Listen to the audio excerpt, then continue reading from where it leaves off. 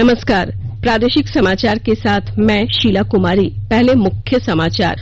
भारत चीन सीमा पर हुई झड़प में साहेबगंज का जवान शहीद, राज्यपाल और मुख्यमंत्री ने जताई संवेदना। सीमा पर तनाव देखते हुए दुमका से श्रमिकों को लेकर लेह लद्दाख जाने वाली सभी स्पेशल श्रमिक ट्रेनें फिलहाल स्थगित। झारखंड में पिछले 24 घंटे के दौरान 122 कोरोना मरीज हुए स्वस्थ, 34 नए संक्रमित भी मिले। राज्य में रिकवरी दर बढ़कर हुई 61%। और मौसम विभाग ने रांची समेत पूरे राज्य में आज से 20 जून तक भारी बारिश का अलर्ट जारी किया है। और अब समाचार विस्तार से। भारत चीन सीमा पर हुई हिंसक झड़प में झारखंड के साहेबगंज के रहने वाले जवान कुंदन कुमार ओझा शहीद हो गए हैं। शहीद के पिता रविशंकर ओझा, माता भवानी देवी और पत्नी नेहा ओझा शोक में डूबे हैं। गांव के लोगों की भीड़ जमा हो रही है। कल दिन के 3 बजे कुंदन के शहीद होने की जानकारी घर वालों को सेना के सूबेदार की ओर से फोन पर दी गई। इधर राज्यपाल द्रौपदी मुर्मू और मुख्यमंत्री हेमंत सोरेन ने जवानों की शहादत पर संवेदना प्रकट की है। एक जवान हमारे राज्य से ही संबंध रखता है। निश्चित रूप से मैं उस जवान के प्रति भी अपनी संवेदनाएं व्यक्त करता हूं और इस दुख की घड़ी में उनके परिवार को ईश्वर इतनी शक्ति प्रदान करे कि आज इस संक्रमण में भी आज उनके सदस्य ने अपना पैर पीछे नहीं किया और देश के लिए शहीद। उधर भारतीय सेना ने कहा है कि वो देश की अखंडता और संप्रभुता की रक्षा के लिए प्रतिबद्ध है।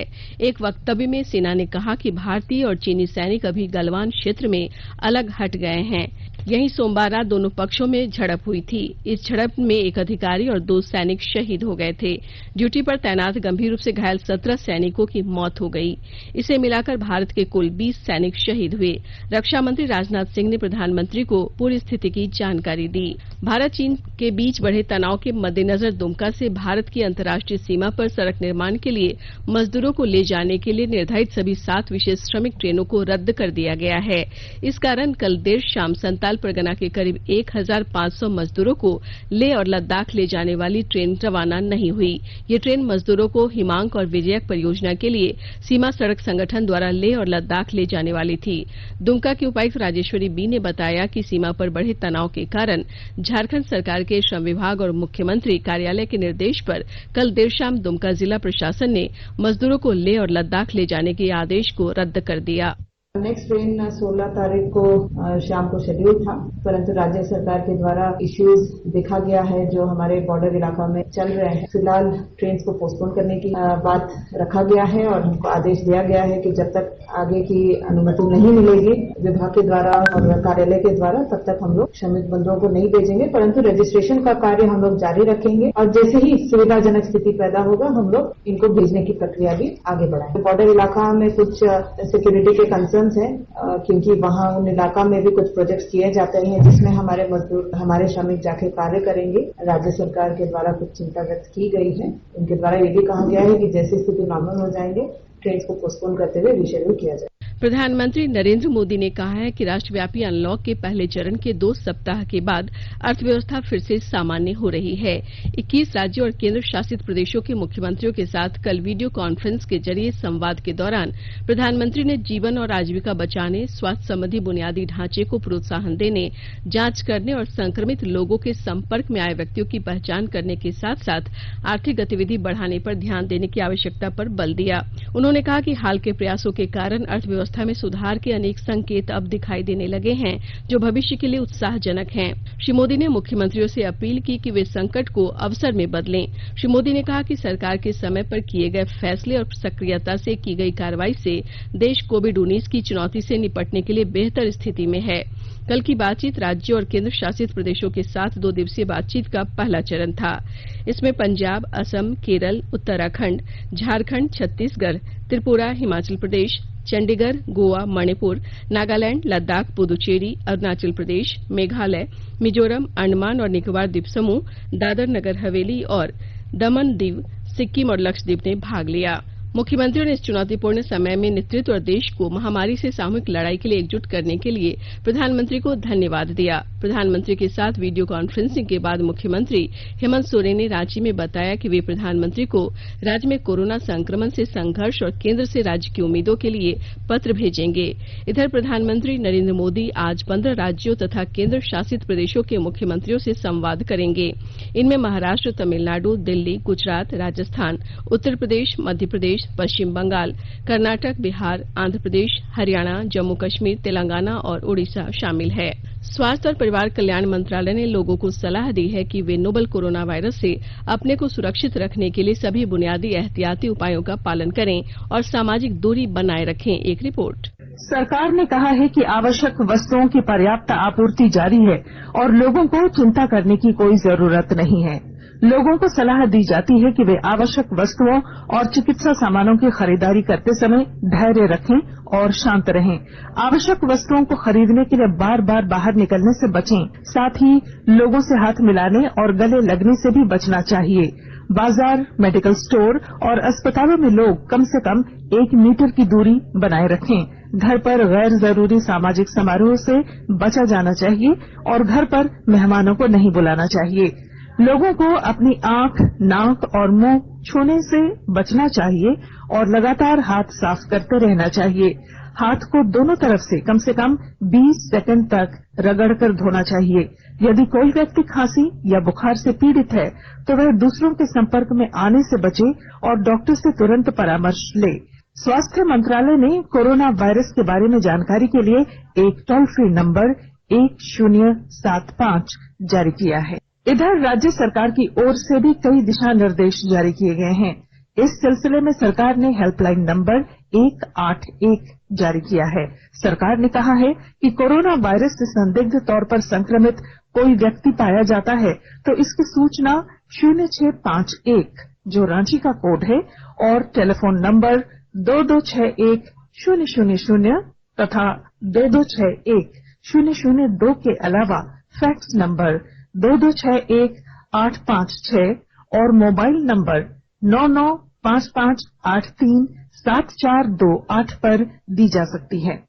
आकाशवाणी रांची भी आपसे अपील करता है कि कोविड-19 के संक्रमण से बचने और अन्य लोगों को सुरक्षित रखने के लिए कृपया घर पर ही रहें और सरकारी दिशा निर्देशों का पालन करें। कृषि, पशुपालन एवं सहकारिता मंत्री बादल ने कहा है कि सभी जिलों में बीज का वितरण 72 घंटों के भीतर शुरू करें। उन्होंने मानसून से पहले किसानों को बीज मुहैया कराने का निर्देश दिया। इस संदर्भ में संबंधित जिलों के उपायुक्तों के साथ साथ निबंधक सहयोग समिति को भी ये निर्देश दिया गया है। कृषि मंत्री बादल ने कहा है कि राज्य सरकार का सारा फोकस किसानों और प्रवासी मजदूरों पर है। कृषि के क्षेत्र में कैसे किसानों को आत्मनिर्भर बनाया जाए, इस दिशा में कदम उठाए जा रहे हैं। कृषि नीति और कृषि निर्यात नीति बनाई जा रही है। कोशिश है कि झारखंड के किसानों के उत्पाद निर्यात हों। प्रवासी श्रमिकों को भी कोऑपरेटिव के माध्यम से कृषि कार्यों से जोड़ने की दिशा में प्रयास किए जा रहे हैं। उन्होंने कहा कि कृषि विभाग ग्रामीण विकास विभाग से भी समन्वय स्थापित कर कार्य कर रहा है। आकाशवाणी के ताजा तरीन समाचारों के लिए आप हमारी वेबसाइट newsonair.com पर लॉग ऑन कर सकते हैं। ताजा समाचार ट्विटर @AIR-News-Alerts और Facebook page all India radio news पर भी उपलब्ध है। आप प्रादेशिक समाचार एकांश के ट्विटर अकाउंट @AIR-News_Ranchi और Facebook page AIR news Ranchi के अलावा YouTube channel regional news unit Ranchi पर भी हमारे बुलेटिन सुन सकते हैं। प्रादेशिक समाचार आप आकाशवाणी रांची से सुन रहे हैं। झारखंड में पिछले 24 घंटे के दौरान 122 कोरोना मरीज स्वस्थ हुए हैं, जबकि 34 नए संक्रमित भी मिले हैं। राज्य में स्वस्थ होने वाले मरीजों की संख्या बढ़कर 1122 हो गई है। कल 34 नए कोरोना संक्रमितों की पहचान हुई है। इनमें ज्यादातर प्रवासी हैं जो हाल ही में विभिन्न राज्यों से लौटे हैं। मंगलवार को सबसे अधिक 24 नए संक्रमित मरीजों की पहचान सिमडेगा में हुई है। इन सभी को कोविड वार्ड में भर्ती किया गया है। वहीं रांची के रिम्स में 2 संभावित मरीजों के संक्रमित होने की पुष्टि हुई है। रांची का ही एक अन्य व्यक्ति भी संक्रमित पाया गया है। इधर रामगढ़ तथा पूर्वी सिंहभूम में 2-2 तथा गढ़वा, गुमला और लोहरदगा में भी 1-1 नए मरीजों की पहचान हुई है। नए संक्रमित की पहचान तथा मरीजों के स्वस्थ होने के बाद राज्य में सक्रिय केसों की संख्या 708 हो गई है।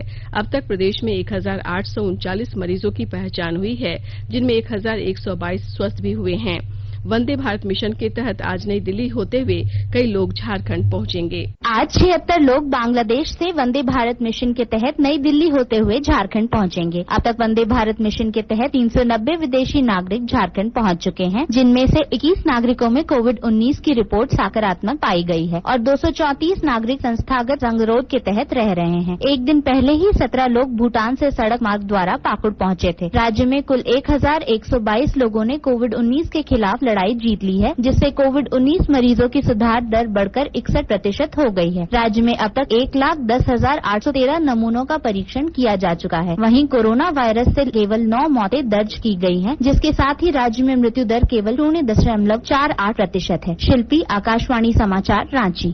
कोविड-19 महामारी को रोकने के मुख्य हथियारों में प्रधानमंत्री नरेंद्र मोदी ने 2 गज की दूरी को सबसे महत्वपूर्ण बताया है। भारतीय आयुर्विज्ञान अनुसंधान परिषद के महानिदेशक प्रोफेसर बलराम भार्गव ने आकाशवाणी से कोविड-19 से बचाव के बारे में विस्तृत चर्चा की। कोविड-19 को रोकने के लिए हमारे मुख्य हथियार कौन कौन से हैं? कोविड-19 को इस समय जो मुख्य हथियार हैं वो सारे नॉन फार्माकोलॉजिकल इंटरवेंशन है, जैसे फेस मास्क पहनना, सोशल डिस्टेंसिंग रखना, 2 गज की दूरी, और हम लोग को अर्ली डायग्नोसिस और कंटेनमेंट टेस्टिंग करके बहुत जरूरी है।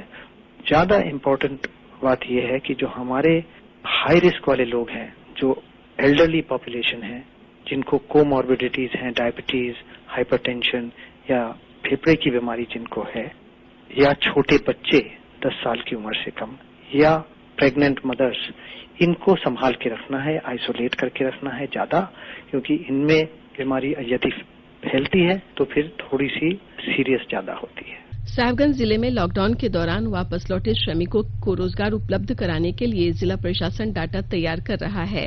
विस्तृत ब्यौरा दे रहे हैं हमारे साहिबगंज संवाददाता। साहिबगंज जिले में लॉकडाउन के दौरान दूसरे प्रदेशों से लौटे प्रवासी श्रमिकों का डाटाबेस जिला प्रशासन तैयार कर रहा है। 22,000 से ज्यादा श्रमिक जिले में लौटे हैं। डाटाबेस तैयार करते वक्त इसका ध्यान रखा जा रहा है कि जो श्रमिक हुनरमंद हैं, उन्हें उसी लिहाज से काम मिल सके या स्वरोजगार से जोड़ा जा सके। इसके लिए श्रमिकों की रुचि का भी ख्याल रखा जा रहा है। डाटाबेस तैयार करने के लिए डीसी की अध्यक्षता में एक कमेटी बनाई गई है, जिसमें उप विकास आयुक्त, एसडीओ साहिबगंज और राजमहल सहित अन्य अधिकारी शामिल हैं। प्रवासी श्रमिकों का डाटाबेस तैयार करने के बाद उन्हें केंद्र और राज्य सरकार की योजनाओं से जोड़ा जाएगा, जिसमें मनरेगा, प्रधानमंत्री आवास, स्वच्छ भारत मिशन ग्रामीण और लाइवलीहुड की अन्य योजनाएं शामिल हैं। जिले में पाए जाने वाले वनोत्पाद और औषधीय पौधे के उद्योग लगाकर भी प्रवासी श्रमिकों को जोड़ने का कार्य किया जाएगा। डाटाबेस प्रखंडवार तैयार किया जा रहा है ताकि प्रवासी श्रमिकों को कार्य उपलब्ध कराने में सहूलियत हो सके। धनंजय मिश्र, आकाशवाणी समाचार, साहिबगंज। राज्य के पुलिस महानिदेशक एमबी राव ने कहा है कि पूरे झारखंड में दोपहिया वाहनों की चेकिंग तेज होगी। इस अभियान में परिवहन विभाग के अधिकारी और दंडाधिकारी की भी मदद ली जाएगी। श्री राव ने कहा कि यह अभियान 15 दिनों का होगा। इसमें चोरी के वाहन सहित मोटरसाइकिलों का सत्यापन भी होगा। इससे छिनतई सहित अन्य आपराधिक वारदातों को नियंत्रित करने में सहूलियत होगी। डीजीपी ने कहा कि अपराध के लिए अपराधी सबसे ज्यादा दोपहिया वाहनों का इस्तेमाल करते हैं, इसलिए विशेष चेकिंग अभियान चलाने का प्लान बना है। उन्होंने कहा कि नक्सल प्रभावित क्षेत्रों में भी पुलिस की दबिश बढ़ेगी। नक्सल प्रभावित क्षेत्रों में भी 1 महीने तक एंटी नक्सल अभियान चलाया जाएगा। श्री राव ने कोरोना महामारी को देखते हुए राज्य की जनता से अपील की है कि वे मास्क पहनकर ही घर से निकलें। अगर मास्क नहीं है तो वे कपड़ा से मुंह व नाक ढक कर निकलें। गिरिडीह जिले की पुलिस कोरोना वायरस के संक्रमण को रोकने के लिए वाहन चेकिंग अभियान चला रही है। बगोदर सरिया के एसडीपीओ विनोद महतो ने बताया कि सड़क पर भीड़ कम करने के लिए वाहनों की चेकिंग की जा रही है। उन्होंने बताया कि बिना मास्क पहने, बिना हेलमेट और 3 सवारी को लेकर चलने वाले वाहनों से फाइन वसूला जा रहा है। मौसम विभाग ने राजधानी रांची सहित राज्य भर में आज से 20 जून तक भारी बारिश की चेतावनी जारी की है। मौसम विभाग के अनुसार कई इलाकों में वज्रपात की भी संभावना जताई गई है।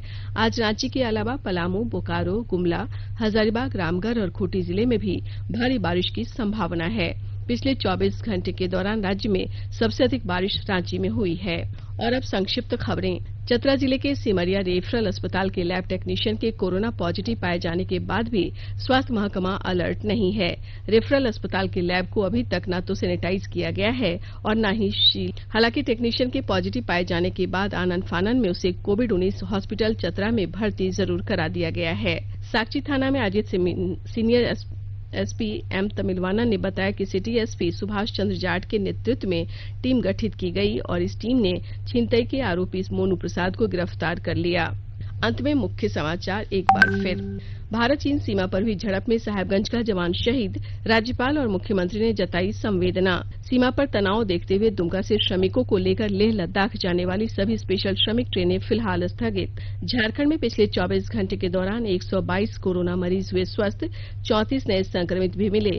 राज्य में रिकवरी दर बढ़कर हुई 61%। और मौसम विभाग ने रांची समेत पूरे राज्य में आज से 20 जून तक भारी बारिश का अलर्ट जारी किया है। इसके साथ ही आकाशवाणी रांची से प्रादेशिक समाचार का ये बुलेटिन समाप्त हुआ। नमस्कार। घर में रहिए, सुरक्षित रहिए और सुनते रहिए आकाशवाणी।